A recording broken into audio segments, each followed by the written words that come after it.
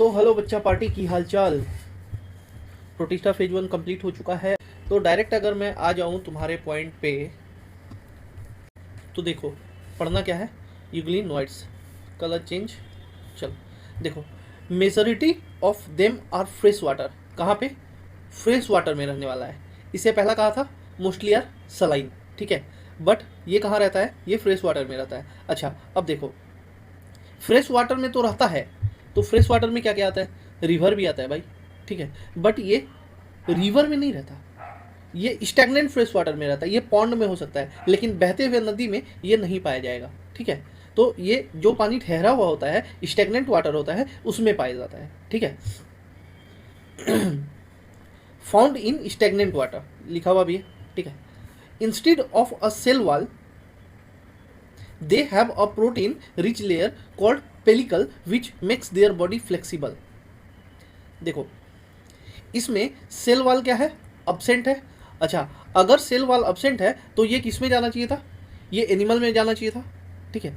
Cell wall अगर absent है भाई तो ये एनिमल में जाएगा ना, लेकिन आगे क्या आ जाता है वो देखो, फिर इस पॉइंट को अच्छे से डिस्कस करते हैं। They have two flagella. कितने फ्लैजेला है? Two flagella. इससे ऊपर वाला जो था डाइनोफ्लैजेलेट्स जो था, फ्लैजेला उसमें भी दो ही थे, लेकिन वो कैसे थे? 90 डिग्री पे थे। एक लॉन्गिट्यूडनल था, एक ट्रांसवर्स था, बट यहाँ ऐसा कोई सीन नहीं है, ठीक है। A short and a long one. यहाँ पे डिफरेंस क्या है कि एक फ्लैजेला तुम्हारा छोटा होगा और एक फ्लैजेला तुम्हारा बड़ा होगा, ठीक है। दो they are photosynthetic in the presence of sunlight. देखो वेरी इंपॉर्टेंट पॉइंट क्या है पता है? सेल वॉल अब्सेंट है, सेल वॉल अब्सेंट है तो ये जाना चाहिए किस कैटेगरी में? ये जाना चाहिए एनिमल के कैटेगरी में, बट फोटोसिंथेसिस हो रहा है। अब एनिमल में तो फोटोसिंथेसिस होता नहीं है, तो फोटोसिंथेसिस के बेसिस पे इसे किस में रखना चाहिए था? प्लांट में रखना चाहिए था, लेकिन दोनों कॉन्ट्राडिक्टरी हो रहे थे, तो इसलिए इसे किस में रख दिया गया? चूंकि ये सिंगल सेल्ड है तो इसे किस में रख दिया गया? इसे प्रोटिस्टा में फाइनली रख दिया गया। समझ आया? अच्छा अब अगर मैं फोटोसिंथेसिस की बात कर रहा हूँ भाई, तो फोटोसिंथेसिस हो रहा है यानी कि इसके पास क्लोरोफिल भी होगा, और क्लोरोफिल होगा तो कौन कौन सा क्लोरोफिल पाया जाता है? तो वो होता है क्लोरोफिल ए, क्लोरोफिल बी, ठीक है। और अगर क्लोरोफिल है तो कुछ पिगमेंट्स भी पाए जाएंगे, तो इसमें जो पिगमेंट पाया जाता है उस पिगमेंट का नाम है जियाजेंथिन। क्या? जियाजेंथिन। ये पिगमेंट इसमें पाया जाता है। समझ आई बात? तो देखो, when deprived of sunlight they behave like heterotrophs। अगर सनलाइट मिलेगा तो भाई चूंकि इसके पास क्लोरोफिल प्रेजेंट है तो ये फूड खुद से बना लेगा, यानी कि ऑटोट्रॉफिक मोड ऑफ न्यूट्रिशन हो गया, ठीक है। लेकिन अगर इसे सनलाइट नहीं मिला, अगर इसे सनलाइट नहीं मिला तो ये क्या करेगा? ये हेटेरोट्रॉफिक मोड में जाके अपना खाना लेगा। तो दोनों न्यूट्रिशन हो रहा है, ऑटोट्रॉपिक भी हो रहा है और हेटेरोट्रॉपिक भी हो रहा है। इसीलिए अगर मैं इसके मोड ऑफ न्यूट्रिशन की बात करूं तो वो मैं तुम्हें यहां लिख देता हूं कि इसका मोड ऑफ न्यूट्रिशन कैसा हो गया? मोड ऑफ न्यूट्रिशन ये इसका मिक्सोट्रॉफिक हो जाता है। इस मोड को, जिसमें ऑटोट्रॉफिक वे में भी और हेटेरोट्रॉफिक वे में भी, दोनों वे में खाना बनाया जा सकता हो, इसे हम लोग मिक्सोट्रॉफिक मोड ऑफ न्यूट्रिशन कहते हैं, ठीक है। तो इसीलिए इसका मोड ऑफ न्यूट्रिशन क्या हो गया? वो हो गया तुम्हारा मिक्सोट्रॉफिक मोड ऑफ न्यूट्रिशन, ठीक है। By predating on other smaller organisms, ठीक। Interestingly the pigment of euglenoids are identical to those present in higher plants. अच्छा हायर प्लांट में कौन सा पिगमेंट पाया जाता था? तो वो जेंथोफिल था, जेंथोफिल था।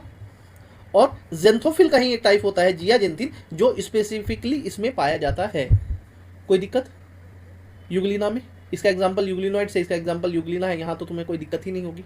समझ आई बात? तो इसमें टोटल तुम्हारा यही पॉइंट था। एक पॉइंट जो नहीं दिया है एनसीईआरटी में बट आ सकता है, वो लिख लो कि इसमें जो स्टोर्ड फूड होते हैं ना, इसमें जो स्टोर्ड फूड होते हैं वो क्या होते हैं? तो वो पैरामाइलम एंड फैट होते हैं। पैरामाइलम एंड फैट ये इसके स्टोर्ड फूड हैं। यहाँ तो कोई दिक्कत है तो बताओ? नहीं है ना? चलो अब आ जाते हैं नेक्स्ट पेज पे। यही तुम्हारा यूग्लिना का एग्जाम्पल है, ठीक है। तो यूग्लिना में एक लॉन्ग फ्लैजेला दिया है और यहीं पे एक शॉर्ट फ्लैजेला होता है, ठीक है। ये हो गया तुम्हारा यूग्लिनोइड्स कंप्लीट। अब आते हैं किस पे? स्लाइम मॉल्स पे। देखो स्लाइम मॉल्स, स्लाइम मॉल्स को हम लोग फॉल्स फंजाई भी कहते हैं। फॉल्स फंजाई वो इसलिए कहते हैं क्योंकि पहले इसे फंजाई में रखा गया था और बाद में इसे प्रोटिस्टा में डाल दिया गया, तो इसका दूसरा नाम क्या हो गया? वो हो गया प्रोटिस्टियन फंजाई, सॉरी,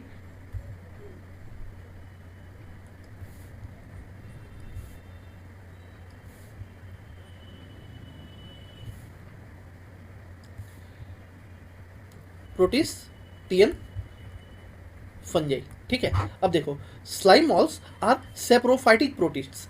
कैसा है? सेप्रोफाइटिक है। सेप्रोफाइट का मतलब क्या हुआ? किस पे खाएगा? तो डेड और डिकेड पे खाएगा। ठीक है, अच्छा, अगर ये डेड एंड डिकेड पे खा रहा है यानी कि उसे ये क्या कर रहा है? डिकम्पोज कर रहा है, इसीलिए इसे हम लोग डिकम्पोजर भी कहते हैं। ठीक है, the body moves along decaying twigs and leaves engulfing organic material। मतलब डेड एंड डिकेड के ऑर्गेनिक मटेरियल को खा के खुद को सस्टेन करता है अंडर सुइटेबल कंडीशन। ये बहुत इंपॉर्टेंट पॉइंट है, क्या कि under suitable condition they form an aggregation called plasmodium. ठीक है, which may grow and spread over several feet. अब देखो भाई, कोई भी अगर ग्रो करेगा, तुम्हें ही अगर ग्रो करना है, मुझे ही अगर ग्रो करना है, तो हम लोग कब ग्रो कर सकते हैं? किसी फेवरेबल कंडीशन में कर सकते हैं ना। अब तुम्हारे लिए अगर एडवर्स कंडीशन ला के दे दिया जाए, ठीक है, मान लो तुम्हें कहीं पे दौड़ के फर्स्ट प्राइज जीतना है, ठीक है, और तुम दौड़ रहे हो, तुम्हारे साथ और भी कॉम्पिटेंट दौड़ रहे हैं, ठीक है, और तुम्हारे रास्ते में बहुत सारे हर्डल्स रख दिए जाएं, तो तुम दौड़ के जीत पाओगे क्या? नहीं जीत पाओगे ना। वो तुम्हारे लिए फेवरेबल कंडीशन हुआ क्या? नहीं हुआ ना। तो ये भी फेवरेबल कंडीशन में ग्रो करता है, कैसे? तो प्लाज्मोडियम के थ्रू। ठीक है, समझ आई बात? अच्छा, और अगर मान लो अगर इसे अनफेव कंडीशन मिल जाएगा तो क्या होगा? अनफेव कंडीशन में हम लोग क्या करते हैं? छुपना पसंद करते हैं ना। ठीक है, तो ये भी अपने चारों ओर फ्रूटिंग बॉडी बना के स्पोर्स जो है उसके ऊपर में प्रेजेंट रहेगा। समझ आई बात? फ्रूटिंग बॉडी बनेगी जिसके अंदर ये खुद को रखेगा और स्पोर्स उसके ऊपर प्रेजेंट रहेंगे, ऊपर वाले सरफेस पे सारे स्पोर्स प्रेजेंट रहेंगे। ठीक है, कोई दिक्कत? तो देखो, ड्यूरिंग अनफेव conditions the plasmodium differentiates and forms fruiting bodies. Fruiting body बनाती है bearing spores at their tips, और उसमें स्पोर्स कहाँ पे होता है? तो वो स्पोर उसके टिप पे होता है। स्पोर्स एट देयर टिप, ये बहुत इंपॉर्टेंट पॉइंट है। ठीक है, अच्छा, the spores possess true walls. ठीक है, क्या इसका जो स्पोर है उसका वॉल जो होता है वो ट्रू वॉल होता है। कोई दिक्कत? देखो, they are extremely resistant and survive for many years. अच्छा, ये एक्सट्रीमली रेजिस्टेंट क्यों हुआ? ये एक्सट्रीमली रेजिस्टेंट इसलिए हुआ क्योंकि इसके पास सेल वॉल है भाई। सेल वॉल होने के कारण ये अपने आप को रेजिस्टेंट बना लेता है। समझ आई बात? उसे स्टेबिलिटी मिल जाती है। समझ आई बात? तो देखो, इवन अंडर एडवर्स कंडीशन कोई दिक्कत नहीं है। The spores are dispersed by air currents. अच्छा, वो स्पोर्स जो है वो कैसे आगे मूव करेगा? तो वो मूव करेगा तुम्हारा एयर करेंट के थ्रू। ठीक है, मतलब हवा में वो मूव करेगा। कोई दिक्कत? अच्छा, इसका एग्जाम्पल नहीं दिया हुआ है तो एक एग्जाम्पल भी नोट कर लो, और इसका एग्जाम्पल है कौन? तो इसका एग्जाम्पल है फिजा रम। ठीक है, फिजा रम इसका एग्जाम्पल है। चलो, स्लाइमॉल्स में इतना ही था। अब आ जाते हैं अपने नेक्स्ट पॉइंट पे, और वो है हमारा क्या? प्रोटोजोन्स।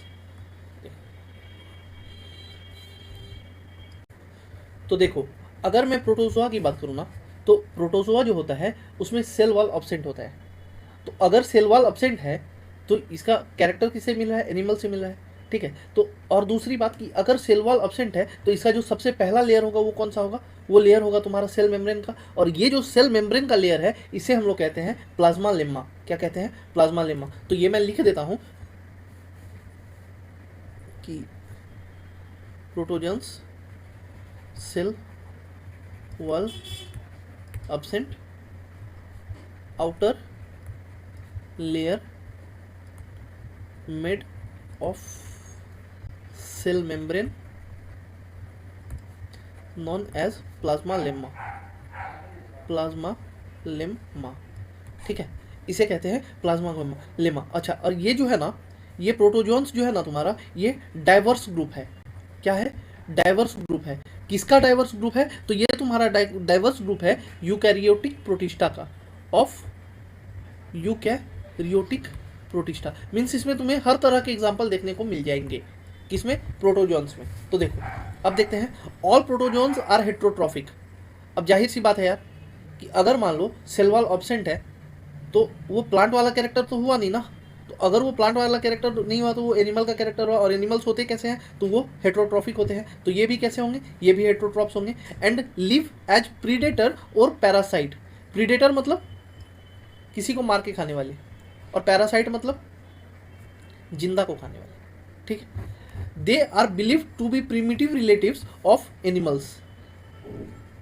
कौन सा, प्रीमिटिव रिलेटिव ऑफ एनिमल्स किसे कहा जाता है, वो कहा जाता है तुम्हारे प्रोटोजोन्स को। There are 4 groups of protozoans, जिसके बारे में अभी हम लोग एक एक कर बात करेंगे कि कौन कौन सा है। एमीबॉइड प्रोटोजोन है, सबसे पहला तुम्हारा कौन सा है, वो है तुम्हारा एमीबॉइड प्रोटोजोन।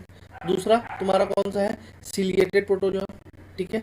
तीसरा तुम्हारा कौन सा है, फ्लैजेलेटेड प्रोटोजोन। और चौथा तुम्हारा कौन सा है, स्पोरोजोन, ठीक है।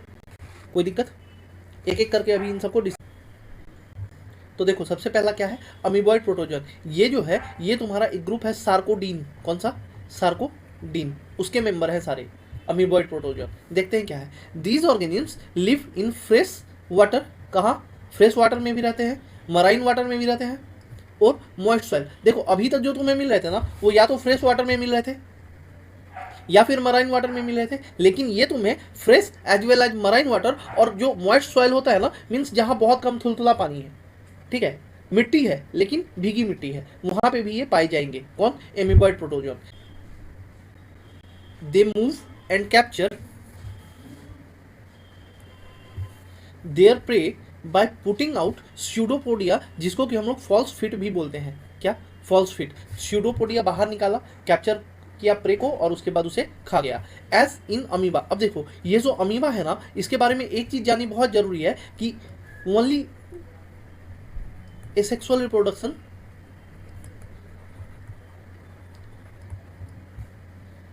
only present in amoeba, ठीक है। क्या कि अमीबा में सिर्फ एसेक्सुअल रिप्रोडक्शन होता है, रेस्ट जितने भी हैं उसमें तुम्हारे सेक्सुअल रिप्रोडक्शन भी होते हैं, एसेक्सुअल भी होते हैं, सेक्सुअल भी होते हैं, लेकिन अमीबा में सिर्फ और सिर्फ एसेक्सुअल रिप्रोडक्शन होता है, सेक्सुअल रिप्रोडक्शन का सवाल भी पैदा नहीं होता, ठीक है। Marine forms have silica shells on their surface, कहाँ पे, सरफेस पे। अब देखो सिलिका सेल्स किसके कैरेक्टर्स थे, तो वो तुम्हारे क्राइसोफाइट्स के कैरेक्टर्स थे ना, लेकिन इसमें भी प्रेजेंट है, यानी इसमें बहुत उथल पुथल है यार, हर किसी का कैरेक्टर इसमें प्रेजेंट है, ठीक है। तुम इसे कैटेगराइज कर ही नहीं सकते प्रॉपरली, समझ गए। Some of them such as Entamoeba are parasites. अच्छा, एंटामीबा हिस्टोलिटिका एग्जाम्पल तुमने सुना ही होगा। तो ये जो है क्या होता है, क्वेश्चन आ सकता है कैसा होता है, तो ये पैरासिटिक होता है। एंटामीबा इज पैरासिटिक, और एग्जाम्पल ये किसका है बताओ,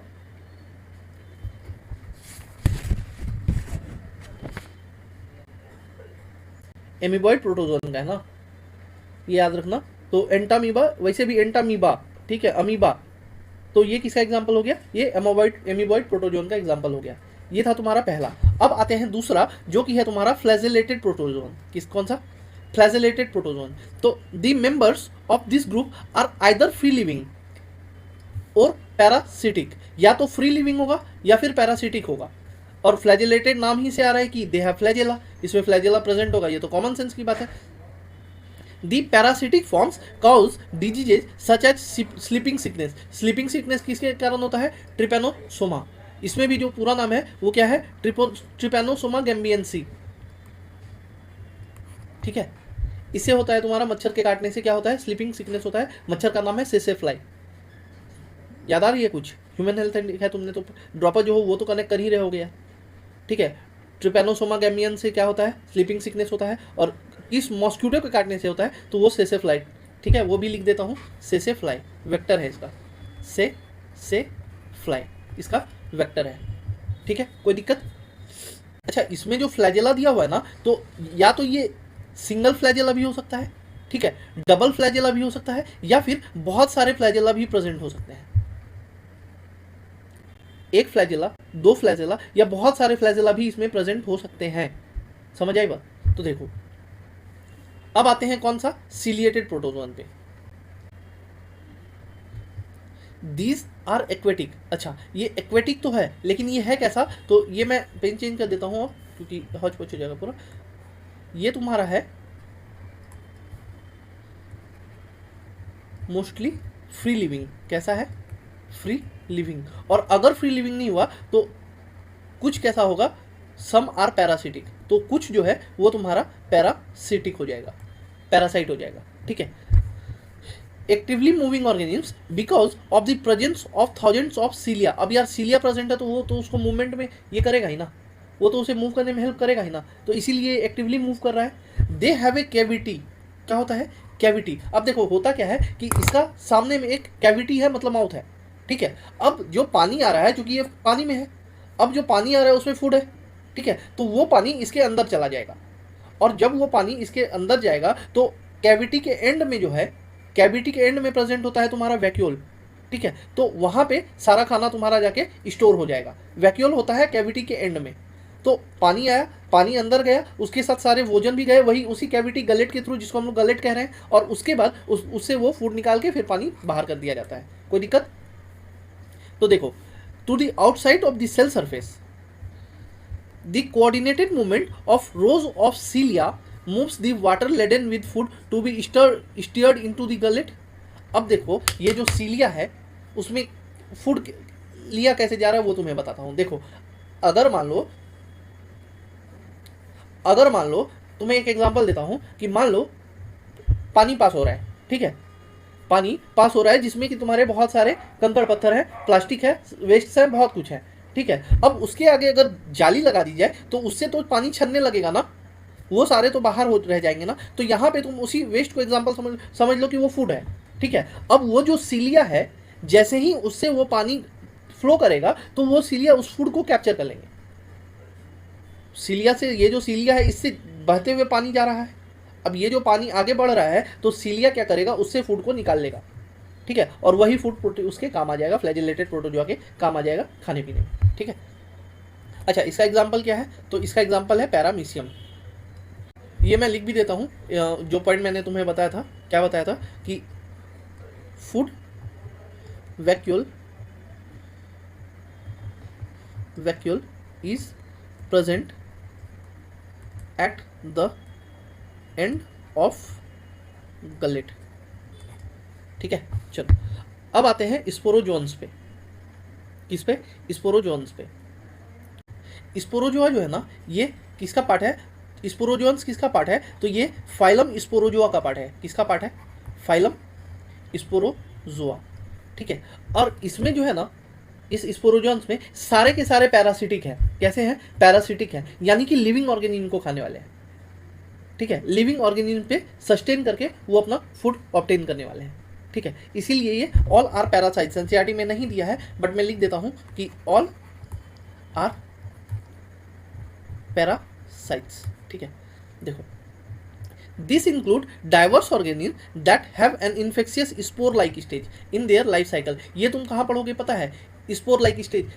मलेरिया जब मैं तुम्हें पढ़ाऊंगा ना, ठीक है, तो या जो ड्रॉपर होगे वो पढ़ भी चुके होगे, तो उसमें तुम्हें पता होगा कि स्पोर फॉर्मेशन होता है, ठीक है। तो ये अपने आप को स्पोर लाइक स्टेज में ग्रो करवाते हैं, ठीक है। The most notorious is plasmodium malarial parasite. अच्छा मोस्ट डेडली कौन सा है वो भी लिख लो, मोस्ट डेडली